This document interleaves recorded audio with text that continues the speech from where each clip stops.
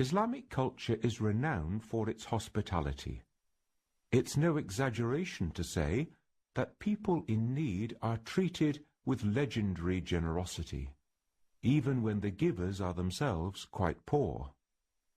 Although the impulse to care for fellow human beings is undoubtedly a factor in this, it is given far greater prominence by the fact that Islam confers upon its followers a belief in the dignity of every human being. We are all brothers and sisters in humanity. When we add this to the belief that God created everything, and so we are merely entrusted with the goods of the earth, it should not be difficult to understand why taking care of others is such an integral part of Islam. It is rooted in the principle of bearing one another's burdens, or sadaqa. That's why the third pillar of Islam is the requirement to give a proportion of one's wealth to those in need, or zakat.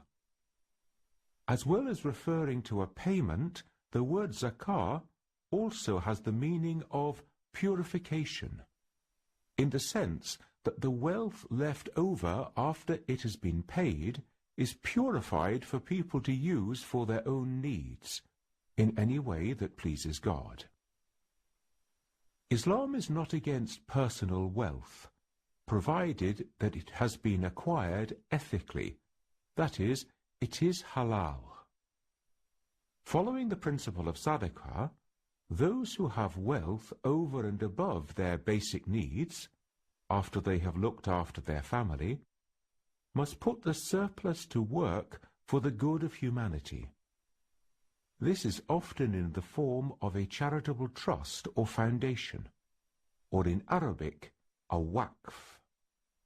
People who do so enable their good deeds to live on after they have died.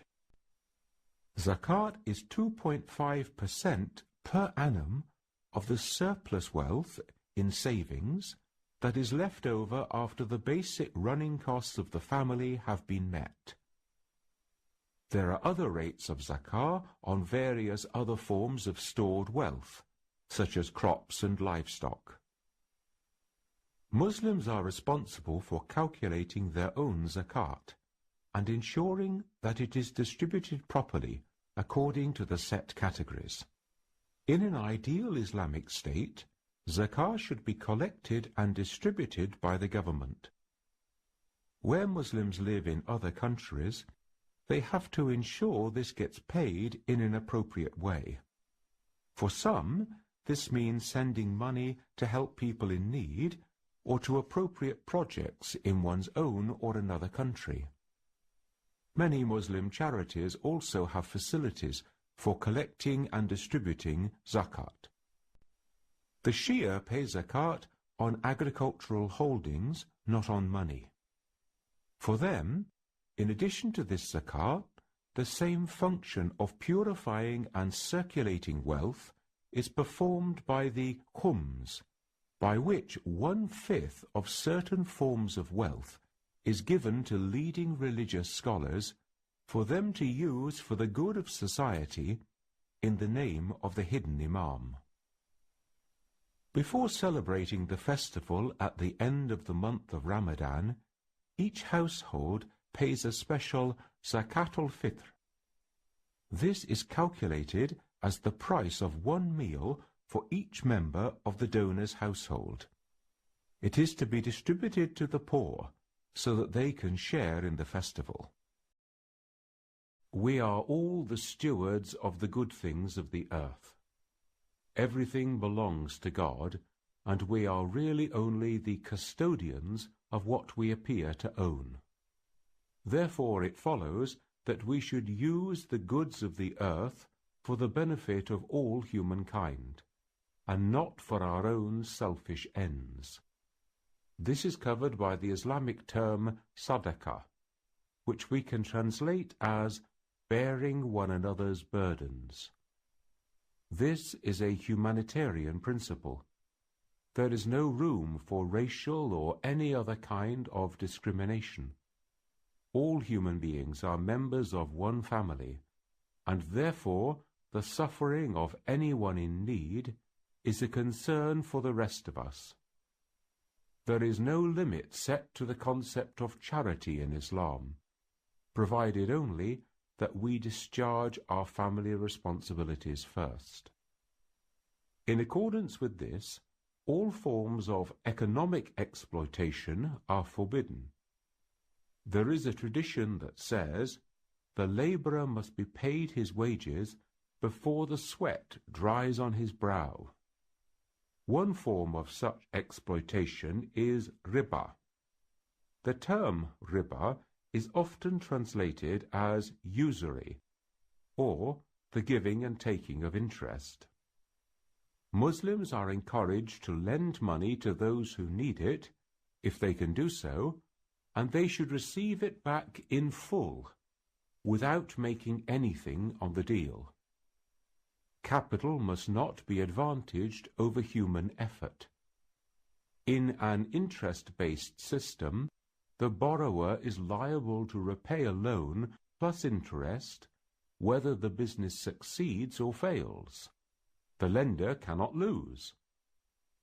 Rather than taking a bank loan secured against assets, Islamic finance requires an injection of capital to be in the form of an equity stake in the business.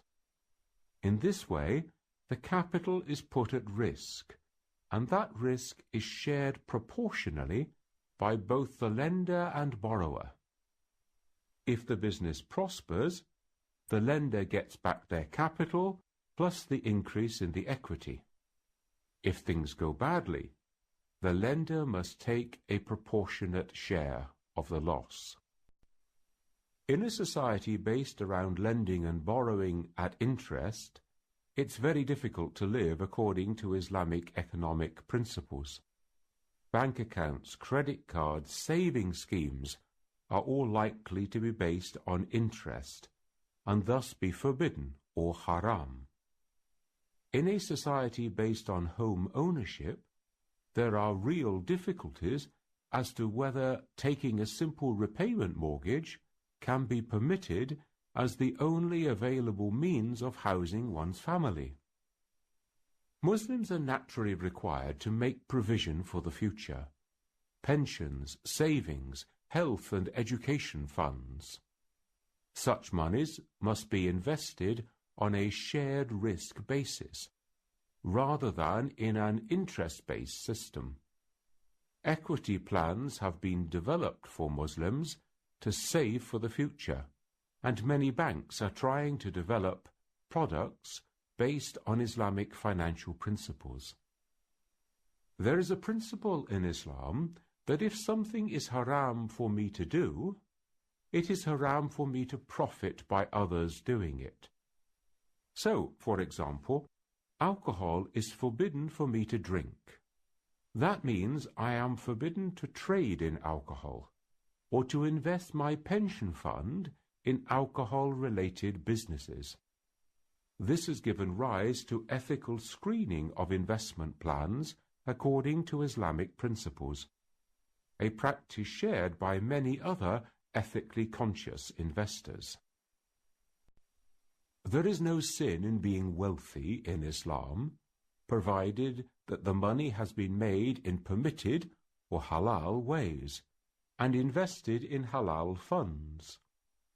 However, those who have wealth surplus to the current and future needs of their family are encouraged to remember that they are only custodians of the good things of the earth. Such surplus wealth should be given to those who need it, so that they can become economically active, support their families, and in turn contribute to the whole of society. The Islamic principle of infaq. Making space for Islamic financial ethics is an ongoing concern in many contemporary countries which are run on interest-bearing principles. In societies run according to Islamic ethics, the social welfare needs of people would be provided for by Islamic institutions, such as a charitable trust or waqf, as happened in various pre-colonial Muslim communities.